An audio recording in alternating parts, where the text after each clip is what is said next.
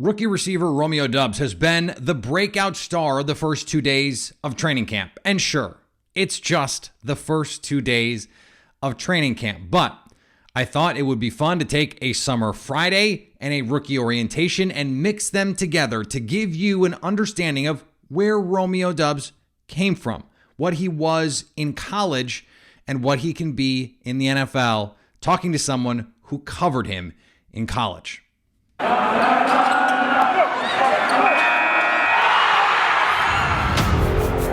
You are Locked On Packers, your daily Green Bay Packers podcast. Part of the Locked On Podcast Network, your team every day. You are Locked On Packers, part of the Locked On Podcast Network, your team every day. I'm Peter Bukowski, and I cover the Packers for The Leap, a newsletter I would love for you to subscribe to. You can follow me on Twitter, Peter_Bukowski. Follow the podcast on Twitter at Locked On Packers. Like us on Facebook. Subscribe to the podcast, iTunes, Spotify, Google Podcasts. Wherever you find podcasts, you will find Locked On Packers, the #1 Packers podcast on the internet. And the show for fans who know what happened. They want to know why and how. Kirsten Moran from Nevada Sportsnet joins us today to talk about Romeo Doubs, who has been a standout. He was terrific in the spring. He has been terrific in the first 2 days of training camp, albeit, yes, just the first 2 days. But Allen Lazard looks like he is going to be in line to be the #1. After that, we don't know what's going to happen.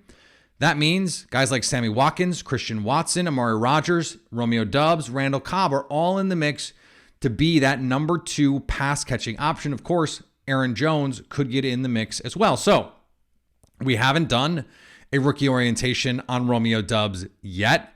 We still have more of these to do, but there's been so much going on. We haven't had a chance to get to some of them. So I thought this would be the perfect time to go inside and figure out, okay, who is this kid? He is humble. He is soft-spoken. He is not braggadocious. He is not a lot of the things we come to think of in the modern receiver. He is just very much go about my business. You know who was like that?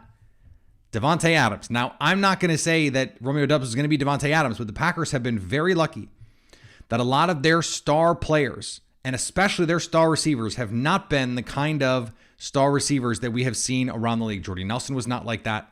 Greg Jennings was not like that, although I understand the perception has changed for a lot of fans, but he was not like that in Green Bay. Donald Driver was not like that, and Davante Adams is not like that. They are not the me-first guys. They're not out there trying to chase clout on Instagram. They are about their business on the field. They are team guys. And that's not even shade at anyone else who's doing those things, because a lot of those guys are really good players. Jamar Chase is an awesome player. Some of the best receivers in the league. They're a little bit more outgoing. They're a little bit more chatty on the field. Davante Adams now became that guy where he became so good and got so confident, which he deserves, that all of a sudden now he gets to talk a little trash. And maybe that will be the sort of ascension we see from Romeo Doubs. But I wanted to find out. I wanted to find out what the story was with this kid. And so I sought it out.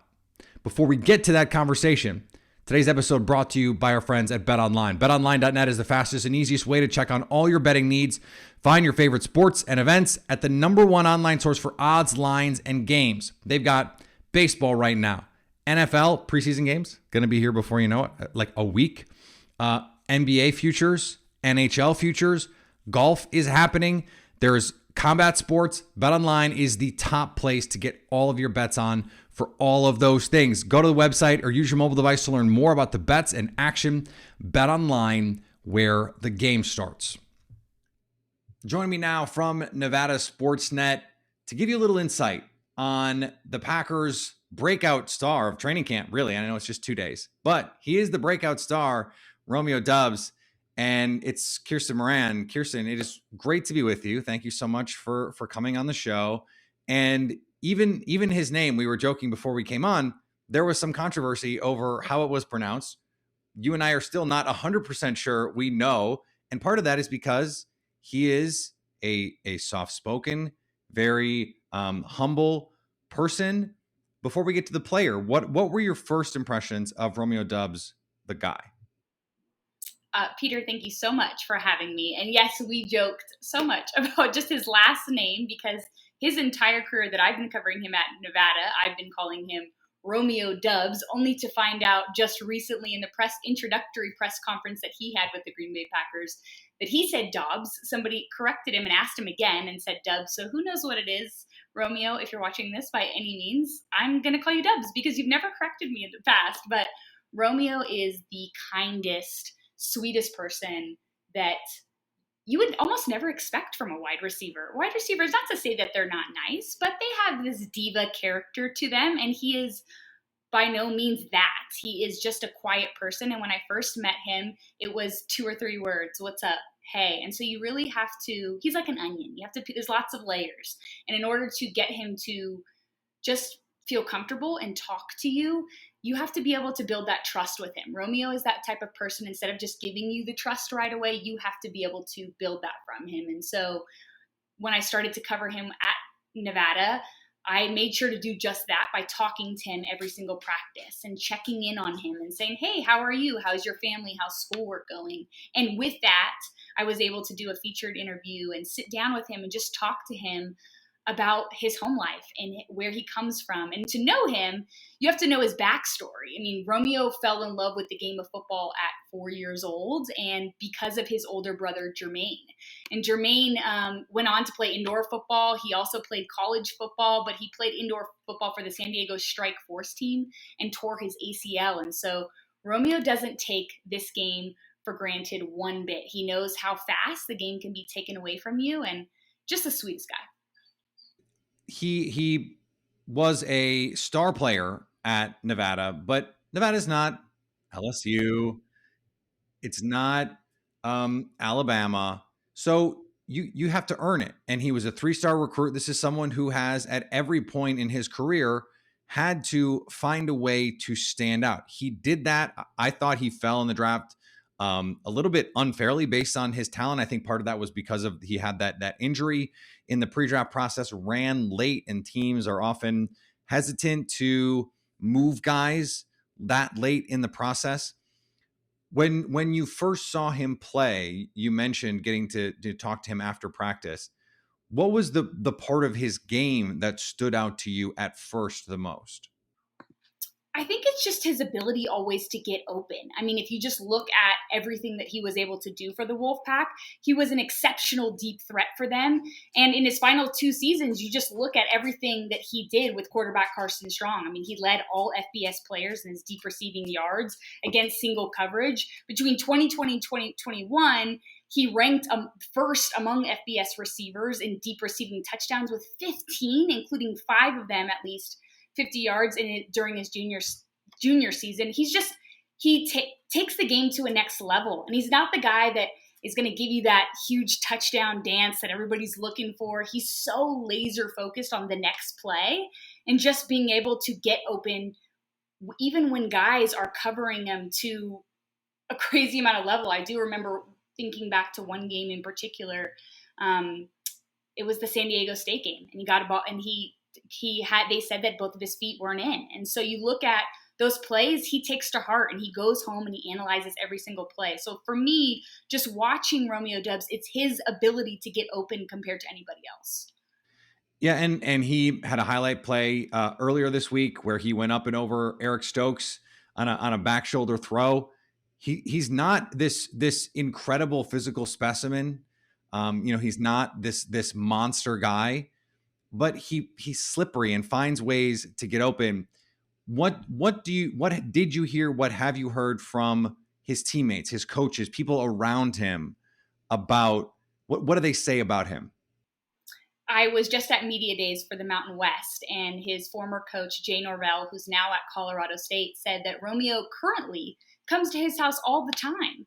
And he says that after whether it's, not while he's training, obviously, in Green Bay, but when he has the chance to, he comes and he spends time with his family. He's just a genuine person and really, really cares about the relationships that he does have. He really holds on to them. If you look back at just his time growing up, and I'm not sure that too many people know this, he was actually a quarterback in high school and the smallest kid. If you Google and look up on YouTube Romeo Doubs, you will see his high school highlights, and they are just hilarious to know how far he's come and how much he's grown. But looking at where he grew up, and just a lot of the kids that he grew up playing Pop Warner with ended up getting into growing up and becoming in gangs. And he says that looking just at where they are in life and where he is now, and one of his best friends who he played Pop Warner with, Jordan, passed away in 2020 because of an altercation with in gangs. And so he said that I've just learned so much from watching all of that. He just knew,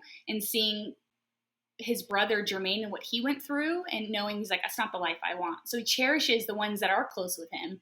And for example, he also lived with quarterback Carson Strong and tight end Cole Turner, who's now on Washington's team. And the three of them, they were called the Three Amigos. They spent every waking moment together. They were living at home together and then on the field together, whether there was practice or not. And Romeo was always the quiet one, whether he was playing video games or practicing football, but nothing like, he was never looking to get in trouble. It wasn't the girl scene and I want the attention. It wasn't the social media. I mean, I remember even joking with him being like, you don't even follow me back on Twitter. And he was like, I don't. And he doesn't care about any of that. He's so focused on becoming somebody that he knows he can be in the game of football. And like, that's where his mentality lies. It's so funny. I want to go back to something you said earlier when you talked about not celebrating and being so focused on the next play, because he had a touchdown, the one I mentioned to Eric Stokes, and most receivers, they would have said something, right? They would have chirped a little bit. They would have celebrated with their teammates, and he didn't. He came back to the huddle. He got dapped up by Aaron Rodgers, Matt LaFleur, but that was it. And it was on to the next play. And he was asked about it afterward, and he said, I was focused on the next play. I try not to get too high and too low, because I know, he said, I made a couple nice grabs in practice today. I know tomorrow I might not.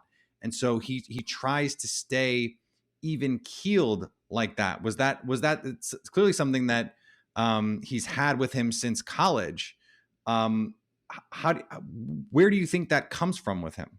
That has, to me, looking at just knowing him as a person and knowing his background, I think that just comes from just wanting to always stay humble. He's just had so much crazy stuff in his life. And it's sad. I was talking to a colleague earlier today, how we say that it's so the norm that you see football players struggle in their younger years, and then they come out and have all the success in the NFL. And it's just, oh, that player had a troubled, upbringing, and it is what it is. That's a story that everybody hears, but it still should be celebrated no matter how many times it happens.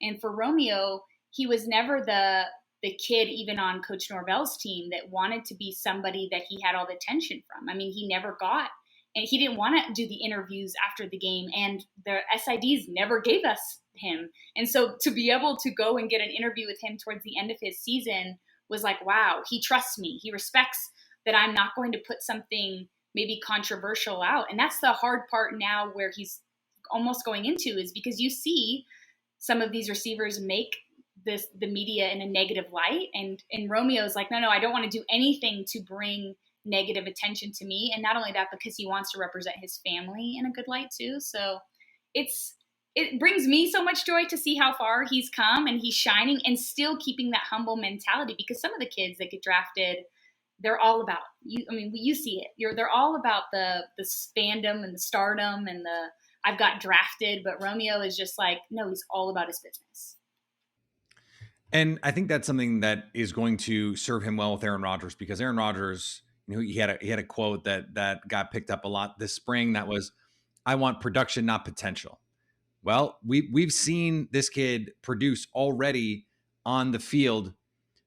The relationship with Carson Strong, I'm always fascinated, receivers and quarterbacks, because sometimes they're friends out of necessity, and sometimes they're friends because they're actually friends. It sounds like, especially given his work ethic and his attitude, his mentality, the preparation that he puts in, that he would be the kind of person that would get along with Aaron Rodgers. Be on the lookout for quotes about Romeo Doubs from Aaron Rodgers, because that's when because he talked about it with Allen Lazard, talked about it with Devontae Adams.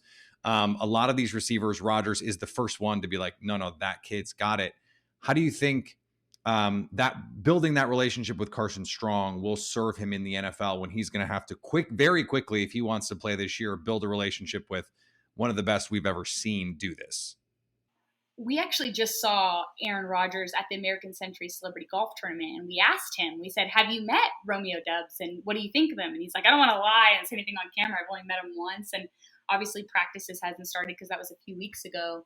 I think it's going to, his relationship with Carson and how that chemistry is going to serve him well. And we talk about even here now, the players that live together with their teammates, they often just have a chemistry that's 10 times better than anybody else, not just on the football field, on the baseball diamond, on the court for basketball. And so I think that for Romeo, although he's not going to be living, obviously, with Aaron Rodgers, I think that they both share this quietness and this, I'm going to show you and prove it to you, versus letting my voice do the talking. And I think for Rodgers, that also just brings this respect to Romeo, that he's not about being this flashy receiver that we're so used to. So I think it's going to serve him well. I'm excited to see how that duo plays out. I mean, having covered the 49ers and just the rivalry that the Niners and the Green Bay Packers have, I'm excited to see those two play out this year and see, hopefully, Romeo really just get his chance to emerge as one of their top receivers in Green Bay. I'm kind of secretly hoping that if Romeo Doubs does play well, and I have a feeling he's going to, I've said a number of times, I think he is more pro ready than Christian Watson, who the Packers traded up in the second round to get. I think he's going to be better earlier in the season. I kind of want him to get some of that FU swagger that Aaron Rodgers has, because as you mentioned, he is a different cat too. And so I would love for someone like Romeo Doubs to find himself a little bit. It happened with Davante Adams, who was just a very head down, I'm going to do my work and do my thing. And then he became one of the best receivers in the league. And now he's got a little bit more swag. He's got that attitude, which he has earned. And I would love to see that for someone like Romeo Doubs. I don't know if it's in there. Maybe that's not who he is. I'm just saying I would love to see him find that level of confidence where he can be like, yeah, I belong here. And maybe a couple more weeks in training camp playing the way that he has already, he'll turn it up a little bit. I don't know. If you talk to him, you ask him about, he has, like, if you talk to him about how important mental toughness is, he will tell you how much of his mental game he focuses on more than anything else. And so that's what I do love about just learning how Romeo perfects his craft, is he's like, the mental game is the hardest part of it all. And so I think that there is that part of him that's hesitant to be flashy, because he's like, no, I can't steer away from what I know I should be doing, because that's going to take me away from getting better. So I think it'll come. I think that once he knows he's good at it and can trust it, because he still knows that he's the rookie on the team. He's got to build his way back up. He's got to prove himself. This is not Nevada. This is definitely not the Mountain West. And so this is the big stage. And so I think it'll come. I think it will take time. And I think he's just nervous because of everything that he's seen in the past, especially with his brother tearing his ACL. He's like, it's every play. He's like, I think about every play. Like, he won't even, I mean, that was the big thing about, as you know, is looking at Pro Day and Senior Bowl and just seeing the stuff he did take part in, he didn't take part in. And that was just because he knew that he was like, I don't want to risk anything. I'm not going to just go out there just to prove something when I know I've already proven it. So I think he's just careful. I loved what I saw on the field. And after this conversation and hearing more from him, I just think he is going to be the kind of player that Aaron Rodgers gravitates toward right away. And we're seeing it already a little bit. Part of that is because Christian Watson is hurt, but I think he is going to be one of the breakout stars of the preseason and might be one of those surprise rookie stars this season for the Green Bay Packers. Kirsten, this was so much fun. Thank you so much for offering some insight. I know even if you're a college football fan, if you're in Wisconsin or you're on the East Coast, Nevada's on late. Oh my God, I said Nevada. I told you I wasn't going to say it, and then I said it. Oh my goodness. Nevada is on late, and so you might not have seen Romeo Doubs play. People are going to get a chance to do that very soon. Kirsten, again, thank you so much. Peter, thank you so much for having me. Is it called, what do you guys call it? It's not Pack Nation. And that's funny. How about Cheesehead Nation? Cheesehead Nation. Okay, so Cheesehead Nation, you are getting a good one in wide receiver Romeo Doubs. He is just as good as a person on the field as he is off the field. It's only the beginning. All right, I want to thank Kirsten again for joining the show. Great to talk to her. Love that insight. Romeo Doubs is a fascinating player, and I was early on this. I said, I think Christian Watson can become a superstar kind of player. He has that potential to be a superstar. There's like a 2 to 5% chance he becomes like AJ Green. But I don't think that will happen early. I don't think he will be the Jamar Chase, the Justin Jefferson, even the Deebo Samuel, and ball out as a rookie. I think the guy who is most pro ready, who fits this offense right away, who can win as a route runner, who can win at the catch point, who can win with his feel, is Romeo Doubs. And so I'm really excited to see more action with him. Thanks for making Locked On Packers your first listen. Now go make your second listen Locked On NFL. Our national NFL experts and insiders keep fans dialed in on the biggest stories and the latest news from around the league, because an offseason doesn't equal a break in the action. All right, we're going to be back on Monday. More training camp to come, and the Packers are going to be on the field in a preseason game before you know it. So we are going to have a ton to talk about. Go check out The Leap, a newsletter I would love for you to subscribe to. Subscribe to us on YouTube. All our shows are on YouTube. So go check us out. Some of you would prefer to listen to us on YouTube. Some people do both. Love you if you do that. Follow me on Twitter, Peter_Bukowski. Follow the podcast on Twitter at Locked On Packers. Like us on Facebook. Subscribe to the podcast, iTunes, Spotify, Google Podcasts, wherever you find podcasts. You will find Locked On Packers. And anytime you want to hit us up on the Locked On Packers fan hotline, you can do that, 920-341-3775, to stay Locked On Packers.